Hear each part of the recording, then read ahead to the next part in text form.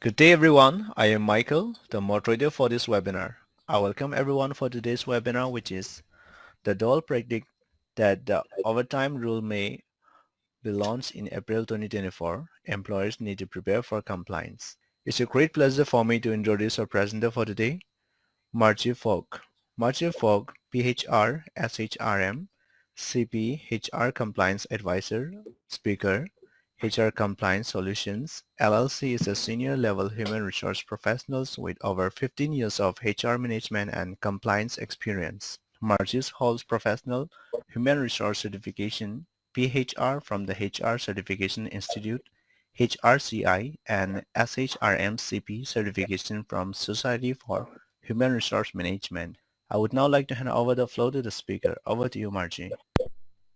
Well, thank you, Michael. Thank you so much. And I want to thank everyone. You could have been anywhere else. You chose to be here with us. And for that, we are grateful. Now, if this is the first time you're attending one of my webinars, you are in for a bonus. And what we have today is something special that I created as a tool for all professionals. It is a termination checklist. The focus of this training today is on the Department of Labor proposal on the ability to increase the overtime threshold. We're going to learn what the proposal includes. We're going to learn how. And one of the basic things that people forget is how they make decisions based on when this should start, but also how much they should increase. Okay, we're going to learn about communications. We're going to learn about what details can effectively and positively impact newly non-exempt employees. We're going to learn about responsibilities, not the job titles is what supersedes. So let's start. So let's look at what's trending now. I always like to start with it because it impacts what's happening in the workplace. The Equal Employment Opportunity Commission and the Department of Labor joined forces to investigate, train, and also to be able to increase the scope of how both of these regulatory agencies work together. And let's look out for more updates as this goes along. We're going to start by talking about the Department of Labor and the Fair Labor Standards Act. What is the impact? Let's talk about the Department of Labor, the mothership of employment regulations. Fair Labor Standards Act is the law that establishes minimum wage, overtime pay, record keeping, child labor standards, also benefits. Just to start with, there are common industries with wage violations and unpaid overtime. Now, the Department of Labor has had focus about the salary threshold. It's been having it since 2021 and since after the first salary threshold in 2020. Each regulatory agency is mandated by Congress. Well, let's just mention the Federal Register. What the Federal Register provides, one of the most frustrating factors of this entire process. Employers now should prepare to review their workforce for exempt, non-exempt status to ensure they are compliant with the new overtime rule before the effective date is launched. Now let's get to some numbers here. Let's learn some terms. Duties test. What you need to understand about the duties test is that the duties test is really what determines misclassification. Now, misclassification is one of the most common compliance mistakes. Well, the Fair Labor Standards Act, it's going to be defined according to FLSA as a work week, consecutive 7-day period. And on the left, we have a non-exempt employee. They're entitled to overtime pay. On the right, we have an exempt employee. They're not entitled to overtime pay. Let's talk about some of those examples. As defined by the Fair Labor Standards Act, exempt employees generally have job duties that are considered professional, administrative, and executive.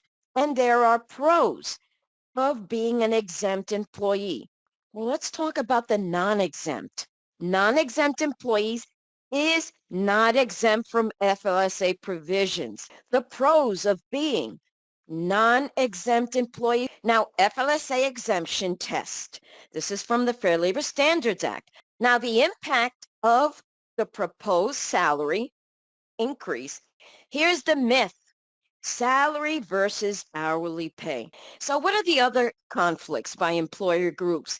There were reactions by employees who were reclassified as non-exempt. These are the other concerns for employees. Exemption status. So let's get to the part that many employers either don't focus on or complain about. And this is knowledge for you. There are also the automatic updates. Employers, professionals, you may need to make some decisions that best suit the financial needs of your business. There's a potential decrease in staff morale. Why? So what are the employer's proactive approaches? But let's take a walk through memory lane. And at that time, there was the overtime rule in 2020. And these are some of the training slides I had. Now, the previous overtime rule of 2020, the impact in 2020, there was a reminder. They also indicated future increases.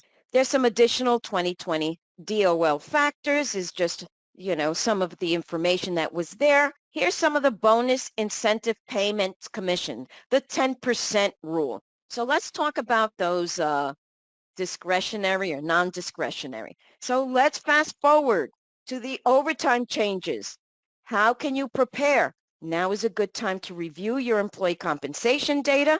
Job descriptions need to be audited. Review your current exempt employees who earn between $35,568 and $55,068. What else should be taken into consideration? What else should employers do? What factors should employers consider? There's options to consider. Here's the best practice. There's also employer liability when it comes to conducting an internal audit about pay. Prepare a communication strategy for your managers and employees, timekeeping and time tracking for exempt employees. Analyze your employee classifications. Invest in a robust time tracking software. Other timekeeping activities need to change. Make sure you look at your payroll systems. Here's quickly the audit risk that's going to impact us more. Off-the-clock work. Off-the-clock work trends. Here's 3 quick steps to avoid off-the-clock work. Here's quickly state overtime laws. Salary thresholds vary by state. Between federal and state law, you must follow the one that's most beneficial to your employees. Here's some compliance best practices as we close. Update your relevant policies. Here's some communication steps, very key. And so at this time, okay, and at this point, what I'm going to do is hand it over to my partner to see. I've seen questions already, so I'm also going to look at these questions.